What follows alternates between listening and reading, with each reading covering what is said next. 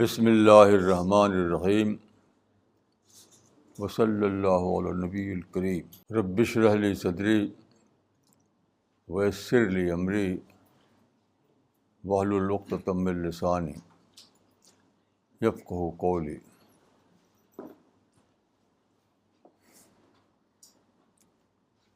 آج جولائی 2013 کی 28 تاریخ ہے اور رمضان کی 18 تاریخ۔ آپ جانتے ہیں کہ جب رمضان کا مہینہ آتا ہے تو مسجدوں میں تقریریں ہوتی ہیں، مسلمانوں کے جو اخبار اور میگزین ہیں اس میں مضامین آتے ہیں، ان سب کا خلاصہ صرف ایک ہوتا ہے، وہ کیا کہ یہ برکت کا مہینہ ہے، یہ فضائل کا مہینہ ہے، بس۔ لیکن برکت کا لفظ اور فضیلت کا لفظ یہ ایک مسٹیریس لفظ ہے، پر اسرار لفظ ہے۔ انسان ایک ایسی مخلوق ہے جس کے اندر ریشنل تھنکنگ ہے، تو جب تک اس کا ریزن ایڈریس نہ ہو، اس کے دل میں بات بیٹھے گی نہیں، اور وہ کوئی فائدہ بھی اس کا نہیں ہوگا۔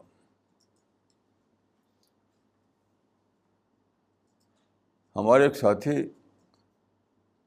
کل گئے تھے رمضان ایک افطار پارٹی میں، اس میں سب کے سب مسلمان تھے اور سب کے سب عالم لوگ تھے۔ میں نے ان سے پوچھا کہ وہاں کیا باتیں ہوئیں، تو کچھ نہیں، بس کھا پی رہے ہیں بس۔ کوئی خاص بات وہاں پر نہیں ہوئی جس کو بتا سکے۔ بہت سے بہت ایک صاحب نے وہاں کہا کہ آج 17 رمضان ہے اور 17 رمضان کو بدر کا غزوہ ہوا تھا، تو یہ گویا فتح کا دن ہے۔ یہ کوئی بات نہیں ہے، کیونکہ لوگ برکت اور فضیلت کے اصطلاحوں میں رمضان کو جانتے ہیں، اس لیے کچھ ان کو رمضان کا مہینہ آتا ہے چلا جاتا ہے، کچھ ان کو ملتا نہیں۔ دیکھیے، رمضان کے جو فائدے ہیں حقیقت میں وہ قرآن کے فائدے ہیں۔ یاد رکھیے، رمضان تو ایک مہینہ سال میں مقرر کیا گیا، تو خود وہ مہینہ یا اس مہینے میں بھوک پیاس کا تجربہ کرنا، یہی اپنے آپ میں برکت والی بات نہیں ہے۔ رمضان کے مہینے میں جو قرآن سے تدبر کیا جائے، قرآن سے کے ساتھ زندگی گزاری جائے، اس کا فائدہ اصل میں ہے۔ اسی لیے قرآن میں دیکھیے کہا گیا ہے کہ شہر رمضان الذی انزل فیہ القرآن ھدی للناس وبینات من الھدی والفرقان فمن شہد منکم الشہر فلیصم۔ یہاں پہ آپ دیکھیے ذکر تو رمضان کا ہے، لیکن فوکس قرآن پر ہے۔ تو رمضان کا مہینہ مقرر کیا گیا کہ کم از کم سال میں ایک مہینے، یوں تو پورے سال ایسا کرنا چاہیے انسان کو، یکسو ہو کر اپنے آپ کو ڈسٹریکشن سے دور لے جا کر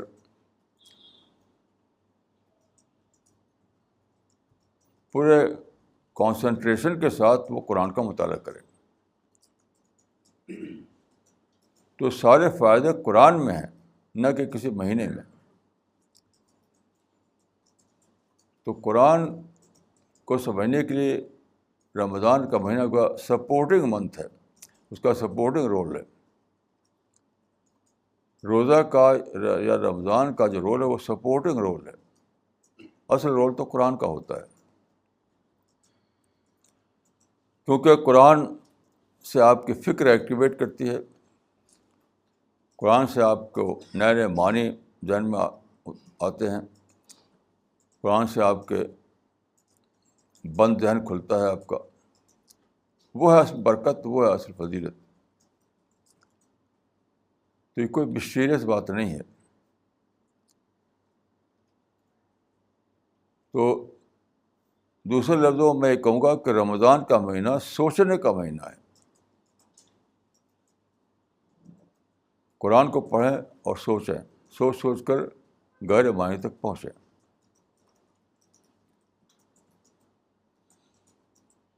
قرآن میں کہا گیا ہے رمضان کو شہر التقویٰ، حدیث میں آیا ہے کہ شہر الصبر. یہ تقویٰ اور صبر کیا ہے؟ اگر میں لفظ بدل کر کہوں تو وہ وہی چیز ہے، اس کو کہتے ہیں اسپریچولیٹی. منتھ آف اسپریچولیٹی ہے، روحانیت کا مہینہ ہے.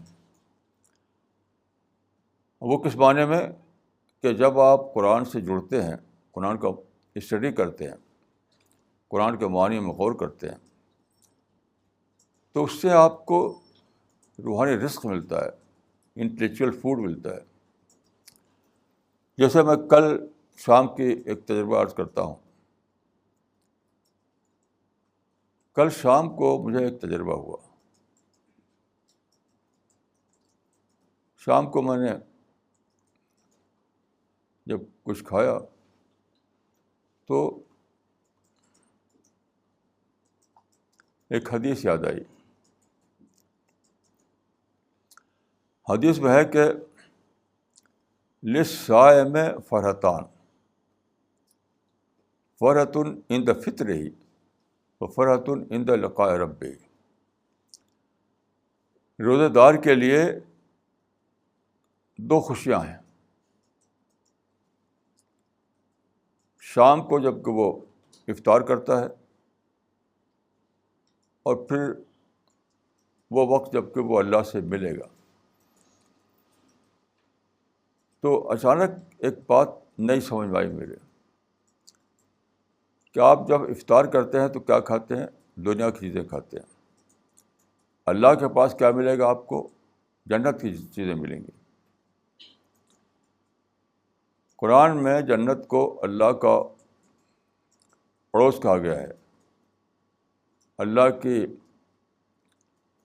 مہمانی کہا گیا، اللہ کے یعنی اللہ کے گیسٹ ہاؤس میں زندگی گزارنا گیا ہے، جنت میں رہنا.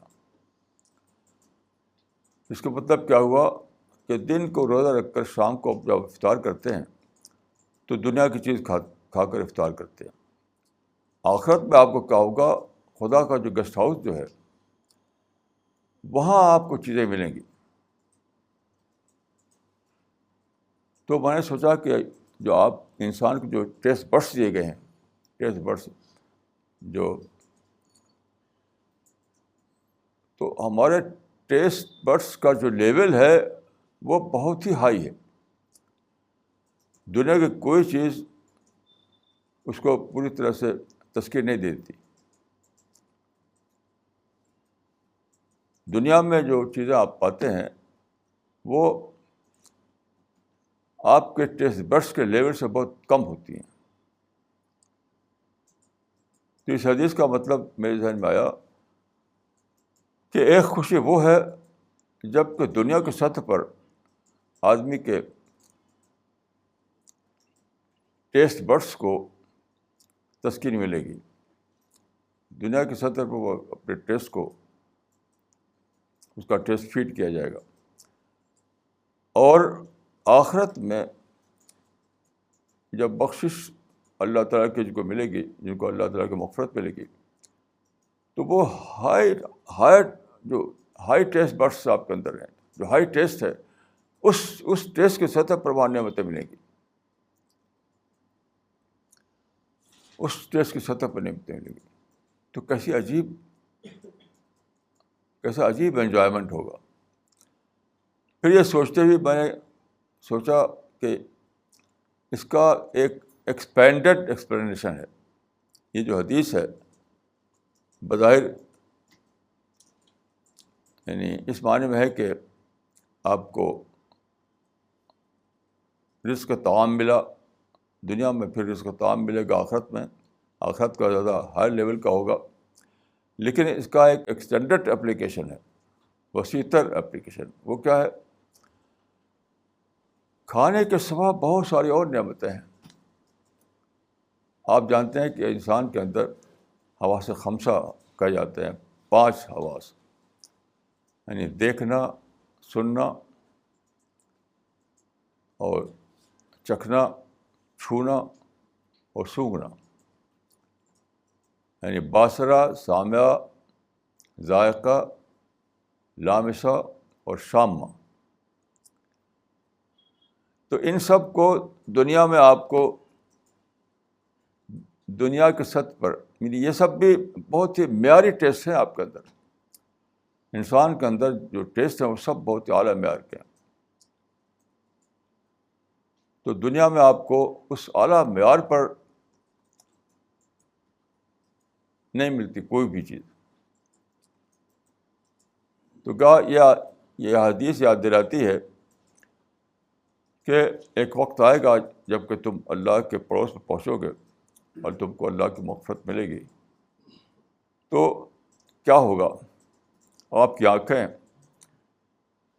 جو مناظر دیکھنا چاہتی تھیں وہ دنیا میں نہیں ملا تھا آپ کو دیکھنے کے لیے، وہاں ملے گا آپ کو.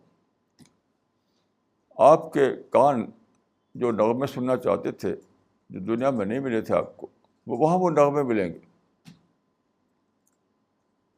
آپ کا ذائقہ جن چیزوں کو ٹیسٹ لینا چاہتا تھا وہ نہیں ملے تھے، وہاں اس کا ٹیسٹ ملے گا. آپ کی قوت شامہ جو ہے جن چیزوں کو چاہتی تھی، جو خوشبو، وہ خوشبو دنیا میں نہیں ملی آپ کو، تو وہاں وہ خوشبو ملے گی. یہاں تک کہ آپ کو ملا ہے سوچنے کا، تھنکنگ پاور، مائنڈ ملا ہے. دیکھیے، سوچنے کے لیے آپ کو ایک انوائرمنٹ چاہیے، ایک ماحول چاہیے. دنیا میں آپ کو ماحول نہیں ملتا. آپ کا مائنڈ تو بہت ہی ہائی لیول کا ہے، بہت ہی آئیڈیل لیول کا ہے، لیکن اس مائنڈ کو سوچنے کے لیے، ورک کرنے کے لیے جو دنیا ملی ہوئی ہے وہ بہت ہی لوور لیول کی دنیا ہے.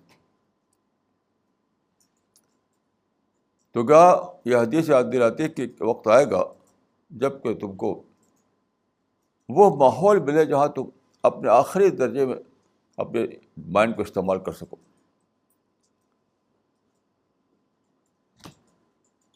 اسی طرح سے دیکھیے، قرآن میں ایک آیت ہے جنت کے بارے میں کہ اولئک، یعنی اہل جنت کے بارے میں، اولئک مع النبیین والصدیقین والشہداء والصالحین وحسن اولئک رفیقا. یعنی جنت والے جو ہیں وہاں پر ایک ایسے معاشرے میں رہیں گے، ایک ایسی سوسائٹی میں. جو سوسائٹی کے ممبر کون ہوں گے؟ پرافٹ ہوں گے، صدیق ہوں گے، شہداء ہوں گے، صالحین ہوں گے. یعنی پوری تاریخ کے سلیکٹڈ لوگ، پوری جو مین کائنڈ ہے، جو انسان پیدا ہوئے ہیں، جو عورت اور مرد، ان سب میں سے بہترین افراد چن لیے جائیں گے. ان سب کو وہاں اکٹھا کیا جائے گا، ان کی صحبت میں رہنا ملے گا. تو یہ حدیث ان سب باتوں کو یاد دلاتی ہے، ان سب باتوں کو یاد دلاتی ہے. تو کیسا عجیب ہے یہ تجربہ، یہ افطار کا تجربہ. پھر دیکھیے، ایک بہت ہی عجیب چیز حدیث میں آئی ہے، بہت ہی عجیب چیز.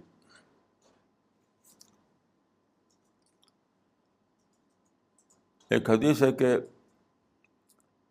بندہ جو عمل کرتا ہے تو اس کا جو ریوارڈ ہے وہ 10 گنے سے لے کر 700 گنا تک ملتا ہے. 10 گنے سے 700 گنا تک ملتا ہے. مطلب جتنا اس کے اندر جذبہ ہوگا، جتنی اسپرٹ ہوگی، اس کے لحاظ سے. اس کے بعد فرمایا کہ روزے کا معاملہ ایکسیپشنل معاملہ ہے. کیوں؟ فرمایا کہ فَإِنَّهُ لِي وَأَنَا أَجْزِي بِهِ. یعنی وہ خالص اللہ کے لیے، اللہ ہی اس کا بدلہ دے گا. یعنی ایک ایسا عمل ہے جو للہ عمل ہے، for the sake of God عمل ہے. میں سوچتا رہا کہ for the sake of God کا کوئی مسٹیریس لفظ ہے، کوئی پراسرار بات ہے. تو ایک عجیب غریب بات سمجھ میں آئی، بہت ہی عجیب بات. وہ بات یہ ہے، دیکھیے پوائنٹ آف ریفرنس آپ کے پاس ہو تو تب باتیں سمجھ میں آتی ہیں. تو اس حدیث کو سوچتے ہوئے مجھے ایک واقعہ یاد آیا. ایک صاحب تھے جو ہمارے ضلع اعظم گڑھ کے تھے، وہ الہ آباد یونیورسٹی سے پڑھا تھا انہوں نے، لیکن وہ انگلش لٹریچر میں ان کی تعلیم ہوئی تھی. بامبے میں انہیں جاب ملا ایک فیکٹری میں جو ربر فیکٹری تھی. تعلیم ان کی ہوئی تھی انگلش لٹریچر کی، اور جو کام ان کو ملا وہ ربر فیکٹری میں، یعنی مینیجر کا کام. وہ فیکٹری ابھی ابتدائی حالت میں تھی، زیادہ ترقی نہیں کیا تھا اس نے، اس زمانے کی بات ہے. تو انہوں نے بتایا کہ میں تو لٹریچر کا آدمی تھا، اب وہ تھی انڈسٹری، ایک تھی انڈسٹری کے بارے میں میری کوئی جانکاری نہیں تھی. تو انہوں نے بتایا کہ میں نے کیا کیا، ایک فیصلہ کیا میں نے اپنے آپ، یعنی مالکان نے کچھ نہیں کہا تھا ان سے، فیکٹری کے مالکان نے ان سے کچھ بھی نہیں کہا تھا. اپنے آپ وہ کیا ہے کہ مجھ کو ربر ٹیکنالوجی کو پڑھنا ہے، کیونکہ انگلش میں جانتے تھے، انگلش لینگویج. تو ربر ٹیکنالوجی کو پڑھنا شروع کیا انہوں نے، رات دن. تو ربر ٹیکنالوجی کو پڑھ ڈالا انہوں نے. تھے بہت انٹیلیجنٹ آدمی، ذہین آدمی. وہ جملہ میں نے کبھی یہاں دہرایا تھا، وہ انہیں کا جملہ تھا کہ انسان اپنے آپ کو ریڈیٹ کرتا رہتا ہے. انسان ہر لمحہ اپنے آپ کو ریڈیٹ کرتا رہتا ہے. اس سے آپ سمجھ سکتے ہیں کتنے ذہین آدمی ہوں گے وہ. تو ربر ٹیکنالوجی پڑھ ڈالی انہوں نے، اور پھر انہوں نے اس فیکٹری کو ترقی دینا شروع کیا. اب بہت زیادہ ترقی فیکٹری کو ہو گئی، اور مالک جو لوگ تھے وہ ان کو اتنا پسند کرنے لگے کہ چھوڑنا چاہتے تھے تو ان کا آپ کو چھوڑنا نہیں ہے. کسی قیمت پر انہوں نے فیکٹری چھوڑنے نہیں دیا، اور سارا اختیار ان کو دے دیا، فل فلیجڈ اختیار ان کو دے دیا کہ جیسے چاہے ویسے فیکٹری چلائی. صرف اس لیے، کس لیے یہ قیمت ملی ان کو،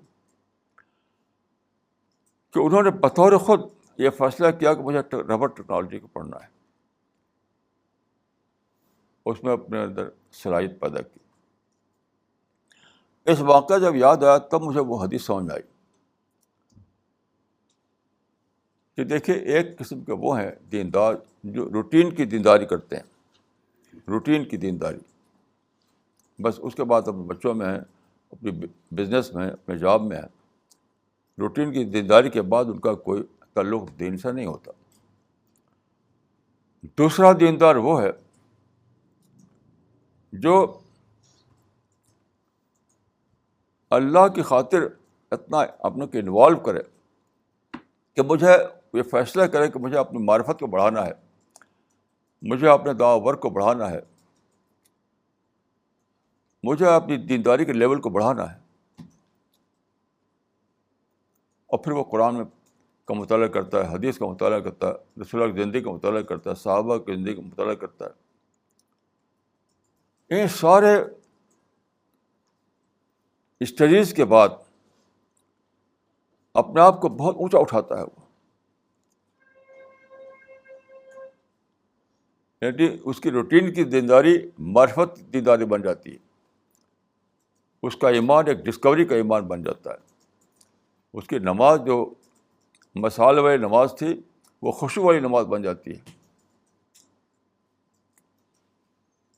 اس کے ہر عمل میں ایک نئی جان آ جاتی ہے، ہر عمل میں ایک نئی جان آ جاتی ہے.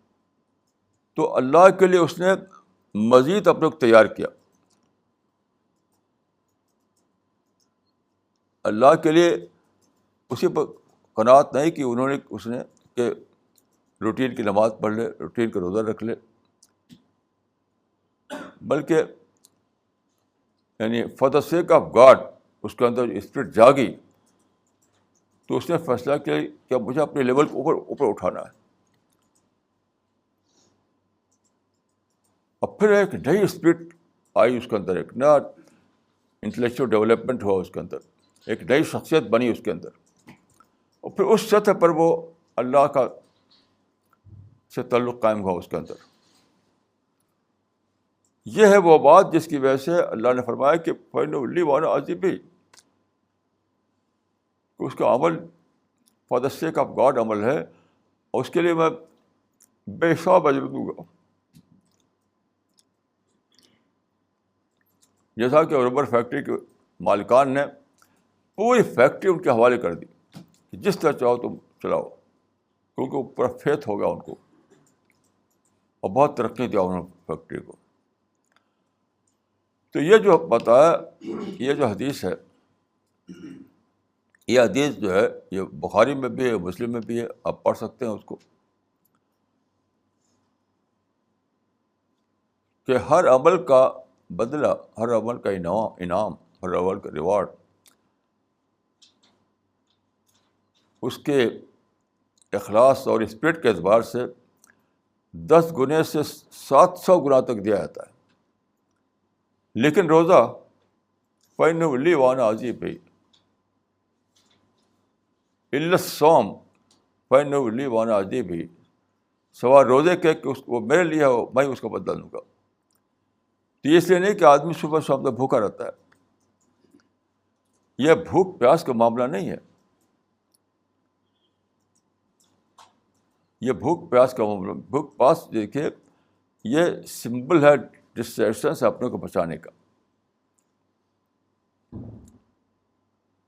بھوک پیاس میں آدمی جو اپنے کو ڈالتا ہے تو وہ یہ کہہ رہا ہوتا ہے کہ خدا میں اپنے کو ہر ڈسٹریکشن سے بچاؤں گا, چاہے اس کی لسٹ جو ہے کھانے پینے تک پہنچ جائے.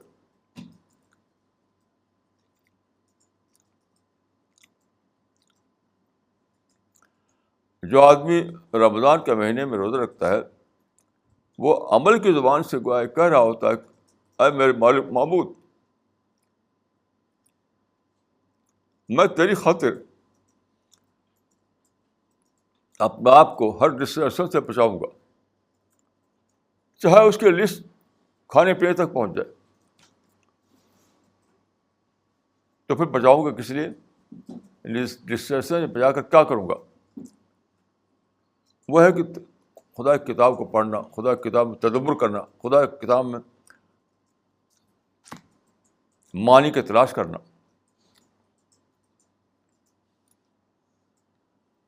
ایک صاحب نے ایک سلوگن دیا تھا, ایک بار میں نے پتہ چلا مجھے کہ 1 verse a day keeps Satan away.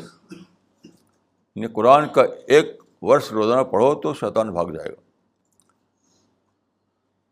یہ بات بہت اچھے انٹینشن میں کہی گئی ہے, لیکن یہ پھر بھی مسٹیریس بات ہے. اصل بات یہ نہیں ہے. اصل بات یہ ہے کہ قرآن کا مطالعہ کرو گے, قرآن کے معنی کو گہرائی میں اترو گے تو اس کے اندر تمہارے اندر للہیت پیدا ہوگی, ربانیت پیدا ہوگی, تمہارے اندر ایک نئی پرسنالٹی جائے گی, وہ شیطان کو بھگا دے گی. تو میں آپ سب لوگوں سے یہ کہوں گا کہ آپ سب لوگ جو ہیں یہ کریں کہ قرآن کے جو پاکٹ سائز میں چھپا ہے, اس کا ترجمہ اردو میں, انگلش میں, وہ ہمیشہ اپنے پاس رکھیں, اپنے پاکٹ. یعنی جو پاکٹ آپ کا ہے اس میں رہے, اور روزانہ آپ اس میں کچھ نہ کچھ حصہ پڑھیں. فیو پیج پڑھنا بھی کافی ہے روزانہ, کیونکہ قرآن کا انداز ایسا ہے کہ آپ ایک پیج پڑھیں, اسی میں آپ کو ایک رزق مل جائے گا, ایک پوائنٹ مل جائے گا سوچنے کے لیے. تو ہر دن قرآن کا کوئی حصہ پڑھیں اور سوچتے رہیں. میں نے اپنی زندگی میں صرف ایک آدمی ایسا پایا ہے جس کا تھنکنگ پروسیس قرآن کو لے کر چلتا تھا. وہ تھے مولانا جلیل احسن ندوی.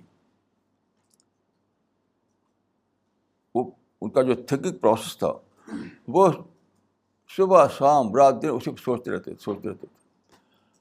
چنانچہ انہوں نے بہت سے نئی نئی باتیں دریافت کی تھی جو کہ تفسیروں میں نہیں تھیں. وہ بہت اچھے عربی زبان کے عالم تھے وہ. تو ان کے ایک مثال وہ ہے جو میں نے اپنی تفسیر میں لکھی ہے تذکرۃ القرآن میں. اور سورہ یوسف میں جو واقعہ ہوا تھا کہ حضرت یوسف کا جو بھائی تھے بنیامین ان کو واپس کیا گیا تھا.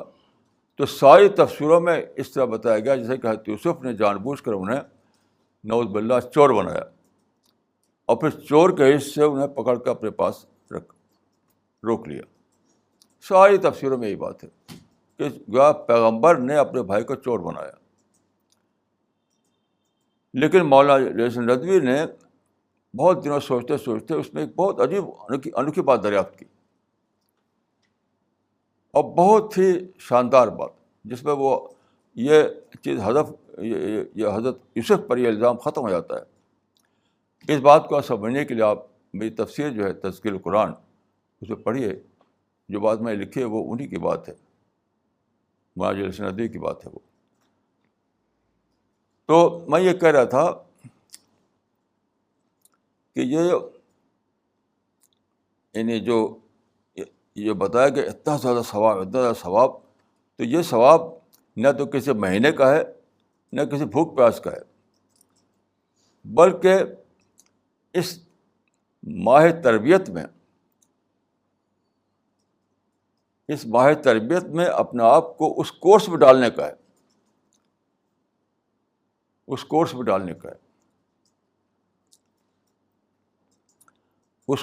اور روزانہ آپ کو قرآن پڑھنا ہے. آپ سب لوگ جو میری آواز سن رہے ہیں ان سب کو میں کہوں گا کہ آپ پاکٹ سائز کا قرآن رکھیں اپنی جیب میں اور پڑھتے رہیں. یہ بات میرے ذہن میں اس لیے آئی کہ آج کے اخبار دیکھ کر کے ایک بات کہ ہر آدمی کو قرآن رکھنا چاہیے اپنے پاس اور صفحہ دو صفحہ کچھ نہ کچھ تو پڑھتا رہے وہ. لیکن دیکھیے آج کے اخبار میں ابھی آپ جانتے ہوں کہ مصر میں عرصے سے آپس کا ٹکراؤ چل رہا ہے, یعنی مسلمان آپس میں لڑ رہے ہیں اور بہت زیادہ تباہی ہوئی ہے. آج کا جو اخبار ہے وہ بتاتا ہے کہ دیکھیے یہ آج کا اخبار ہے, blood bath in Egypt, over 100 killed in clashes. یہ مسلمان آپس میں لڑ رہے ہیں اور ہزاروں آدمی مارے جا چکے ہیں. اب اگر قرآن روزانہ پڑھیں وہ تو اس آیت میں جب پہنچیں گے, قرآن میں 2 آیتیں بہت چونکا دینے والی ہیں اس سلسلے میں. ایک آیت وہ ہے جس میں یہ ہے کہ من قتل نفسن, ایک آیت ہے کہ جس نے ایک شخص کو مارا, ایک سنگل آدمی کو مارا تو اس نے سارے انسانوں کو مار ڈالا. فَكَأَنَّهُ قَتَلَ النَّاسَ جَمِيعًا.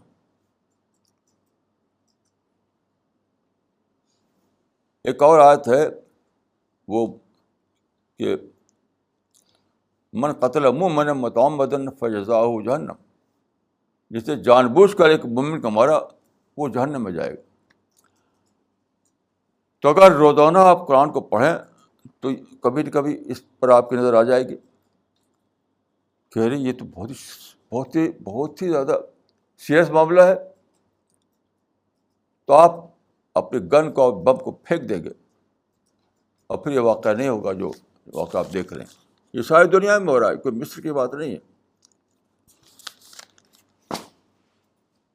جب قرآن میں آپ پڑھیں گے کہ الصلح خیر, پیس از دا بیسٹ,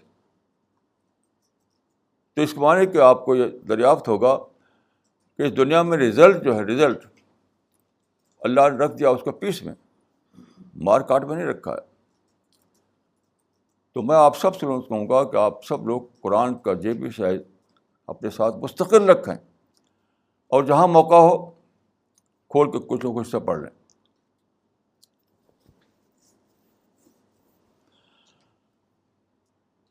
تو یہ پچھلی بار میں نے آپ کو یاد ہوگا ایک حدیث بتائی تھی جس میں تعہد کا لفظ ہے, یعنی کمٹمنٹ, مسلسل کمٹمنٹ قرآن سے.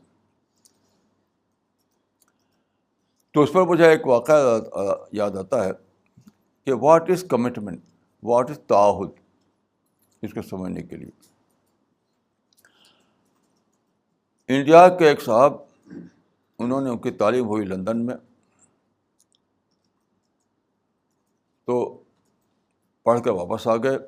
ایک عرصے کے بعد دوبارہ وہ لندن گئے, تو وہ پروفیسر جو ان کا استاد تھا اس سے ملنے گئے, وہ اپائنٹمنٹ لے کر کے. تو وہ شیکسپیئر پڑھاتا تھا وہ پروفیسر, ابھی بھی وہ پڑھاتا تھا, ابھی سینئر پروفیسر ہو چکا تھا. تو اس نے رات کا وقت دیا تھا ملنے کے لیے, رات کا وقت. جب وہ پہنچے تو دیکھا انہوں نے اس کی میز کے سامنے شیکسپیئر کی کتاب پھیلی ہوئی ہے. تو اس نے پوچھا ان سے کہ آپ تو ایک سینئر پروفیسر ہیں, اتنی لمبی مدت سے آپ شیکسپیئر کو پڑھا رہے ہیں, اور ابھی بھی شیکسپیئر کی اسٹڈی کرتے ہیں آپ؟ تو بہت ہی سنجیدگی سے انہوں نے جواب دیا تھا, اس سینئر پروفیسر نے برطانیہ کے, کہ you know the students are committed to my care. You know, the students are committed to my care. I must prepare myself to do justice to them. تو آپ کو اگر یہ احساس ہو کہ مجھے بہت زیادہ سمجھنا ہے کہ قرآن میں اللہ تعالیٰ کی کیا مرضی ہے, کیونکہ مجھے فیس کرنا ہے اللہ تعالیٰ کو مرنے کے بعد, تو بہت زیادہ آپ سیریس ہو جائیں گے کہ مرنے سے پہلے خوب جان لیں کہ جب میں اللہ کے سامنے کھڑا ہوں گا تو مجھے پہلے پتہ ہونا چاہیے کہ اللہ کیا پوچھنے والا ہے مجھ سے.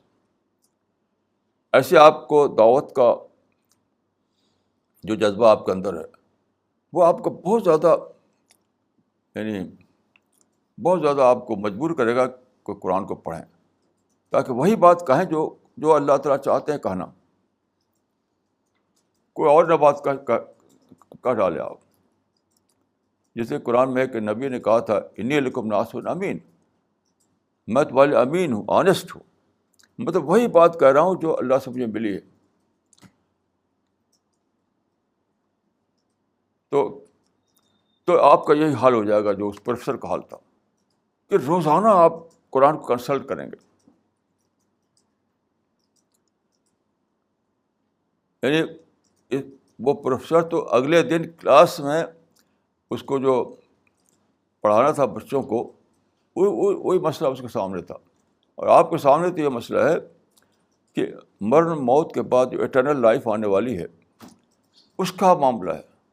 کہیں معاملہ بگڑ نہ جائے میرا, اٹرنل لائف معاملہ بگڑ نہ جائے میرا. تو بہت ہی زیادہ آپ کین ہو جائیں گے یہ جاننے کے لیے کہ قرآن مجھ سے کیا چاہتا ہے, مجھے کیا فالو کرنا ہے. میں دعوتی کام کر رہا ہوں تو کیا چیز ہے مجھے پہنچاؤں انسانوں تک. تو آپ اس پروفیسر سے ملین بلین ٹائم زیادہ آپ اس معاملے میں کین ہو جائیں گے. ایسے میں ایک بار ایک وکیل کے یہاں گیا, وہ بھی سینئر وکیل تھا. تو میں نے دیکھا ان کے کمرے میں سب لا کی کتابیں ہیں, لا کی, قانون کی کتابیں, اور ان کی میز پر بھی قانون کی کتابیں پھیلی ہوئی تھی. تو میں نے کہا کہ آپ سینئر وکیل ہیں, آپ ابھی بھی اتنا زیادہ قانون کو پڑھتے ہیں. تو اس نے کہا کہ جب ہم جج کے سامنے کھڑے ہوتے ہیں تو ہم کسی غلطی کو افورڈ نہیں کر سکتے. کیونکہ ایک لفظ اگر ہم منہ سے ہمارا غلط نکل گیا تو وہی ہمارا کیس بگڑ جائے گا.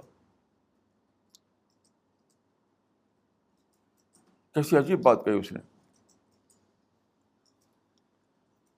وی can't afford a single mistake. کیونکہ اسی ایک لفظ کی بنا پر اگر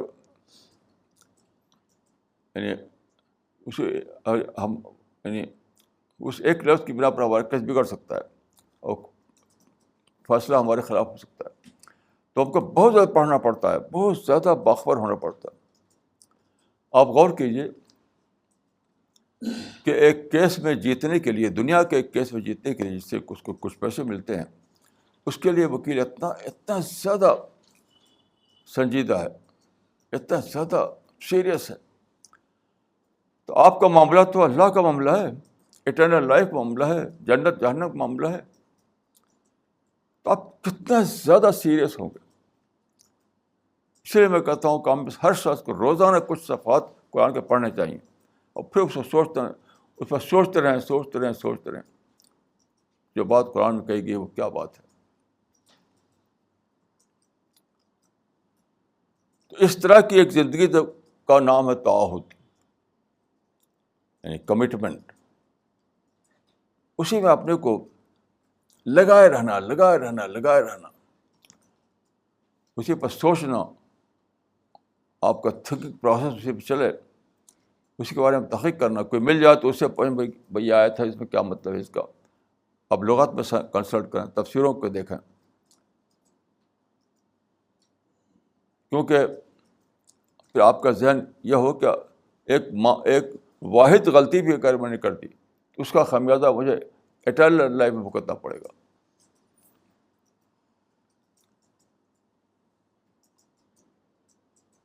جب اس طرح کی زندگی آپ گزاریں گے, تعہد کی زندگی, تب وہ حدیث آپ کو اپلائی ہوگی جو فرمایا کہ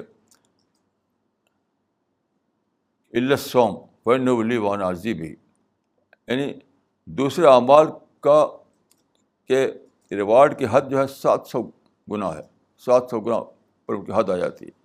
لیکن یہ جو تعہد والی زندگی ہے, اپنے کو یکسو کر کے اللہ کی کتاب میں ہدایت ڈھونڈنے کی جو یہ والی زندگی ہے, یہ جو ثواب ہے اس طرز زندگی کے لیے کہ آپ اپنے آپ کو ڈسٹریکشن سے بچا رہے ہیں, یکسو کر رہے ہیں اپنے آپ کو پوری طریقے سے ایک ہی فوکس پر آپ کا دھیان لگ گیا ہے کہ کس طرح میں جان لوں کہ اللہ کی کتاب میں کیا ہدایت آئی ہے, مجھ سے اللہ کیا چاہتا ہے, مجھے دوسرے انسانوں کو کون سی بات پہنچانی ہے. تو یہ جو تعہد کی زندگی ہے, یہ جو اختیار کرے, اس کے لیے وہ حدیث ہے کہ بے حساب گناہ اس کو اجر ملے گا, اس کے اجر کا کوئی حساب کتاب نہیں. تو اگر مسلمان اس طرح زندگی گزاریں تو کیا آپ سمجھتے ہیں کہ پھر بھی یہ ایسا ہوگا کہ مارے کاٹیں گے, ایک دوسرے کو قتل کریں گے؟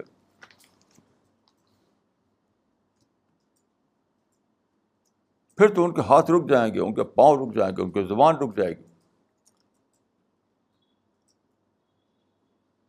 ان کے اندر ایک نئی شخصیت جاگے گی, امن والی شخصیت, پیس والی شخصیت, محبت والی شخصیت, خیرخواہی والی شخصیت, یہ جاگے گا. تو رمضان کا مہینہ اس لیے نہیں کہ بھوک پیاس میں گزار دیا جائے, نہیں.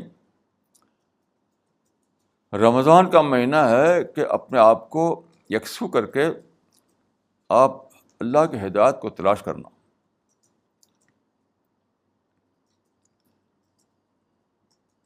اگر یہ جو آپس میں لڑ رہے ہیں, اگر یہ ہدایت ملی ہوئی تو کیا آپس میں لڑتے یہ؟ تو دنیا کی دنیا, عالم کا عالم جو ہے اللہ کی ہدایت سے بے خبر ہے. اللہ چاہتا ہے کچھ, آپ چاہتے ہیں کچھ. اللہ کی مرضی کچھ ہے, آپ کی مرضی کچھ ہے.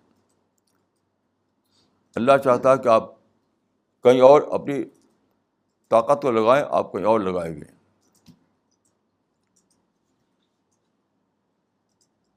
اللہ چاہتا ہے کہ آپ سارا دھیان آپ کا آخرت پر فوکس کریں، اور آپ کا دھیان فوکس کر رہا ہے دنیا پر. تو اس طرح کی سوچ والی زندگی جب آدمی کے ہو، اس کا سارا فوکس قرآن پر آ گیا ہو، اور قرآن سے وہ ہدایت تلاش کر رہا ہو، قرآن سے وہ یہ جاننے کی کوشش کر رہا ہو کہ اللہ کی مرضی کیا ہے، تو یہ اللہ کو بہت پسند ہے. یہ اللہ کو بہت پسند ہے کہ آدمی اتنا زیادہ کین ہو جائے اللہ کی مرضی جاننے کے لیے، پوری زندگی اس کی تعہد کی زندگی ہو جائے.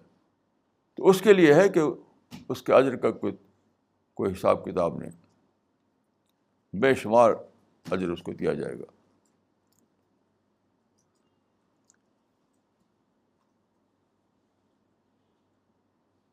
تو غور کیجیے کہ کیسی عجیب بشارت ہے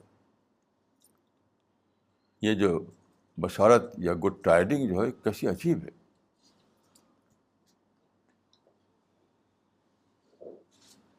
کہ بے حساب گناہ اجر. آپ غور کیجیے، دینے والا جو ہے وہ کائنات کا مالک ہے، تو وہ جب بے حساب گناہ دے گا تو اس کا کتنا زیادہ ہو، ملین بلین اس کے لیے ناکافی ہیں. دیکھیے ایک حدیث ہے، اس موقع پر میں ایک حدیث آپ کو یاد دلانا چاہتا ہوں. ایک حدیث ہے کہ اگر سارے انسان جو آدم سے لے کر قیامت تک پیدا ہوئے ہیں، سارے انسان ایک میدان میں جمع ہوں، ہر انسان اپنی مرضی جتنی اس کے دل میں ہے سب مانگے اللہ سے، جو کچھ کے دل میں ہے سب مانگے اللہ سے، اور اللہ سب کو وہ چیز دے دے جو اس نے مانگا تھا. ان سارے انسانوں کو وہ کچھ دے دے جو اس نے مانگا تھا، تب بھی اللہ کے خزانے میں کوئی کمی نہیں ہوگی. یعنی اتنی بھی کمی نہیں جتنے سمندر سے ایک قطرہ نکال لیتے ہیں آپ. تو ایسا رب العالمین، ایسا مالک کائنات، ایسے خزائن کا جس کے پاس ہیں، وہ جب یہ کہے کہ میں بے حساب اجر اس کو دوں گا، تو غور کیجیے وہ کیا ہوگا. اس کو آپ سوچ نہیں سکتے، آپ سوچ نہیں سکتے کہ وہ کیا ہوگا، کتنا بڑا خزانہ ہوگا، کتنی بڑی بلیسنگ ہوگی.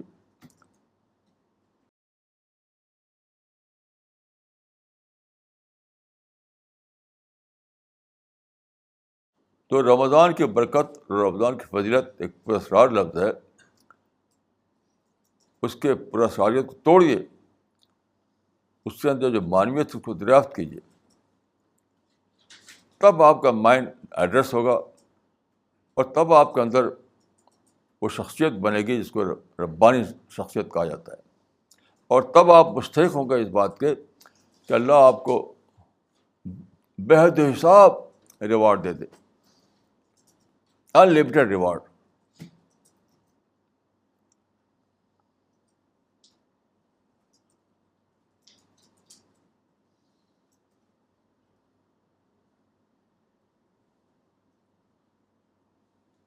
جب آپ اس طرح زندگی گزاریں گے تو آپ کے اندر ایک نئی، اس مہینے میں آپ کے اندر ایک نئی پرسنالٹی پیدا ہوگی جو پھر سال بھر آپ کے کام آئے گی. ایک نئی بیداری، ایک نئی اویکننگ، ایک نیا ڈیولپمنٹ آئے گا آپ کے اندر، جو پورے سال آپ کو سرشار رکھے گا. تو میری دعا ہے کہ اللہ تعالیٰ مجھ کو اور آپ کو اپنے سپر بلیسنگ میں حصہ دار بنائے. اقول قولی ھذا واستغفر اللہ لی ولکم اجمعین.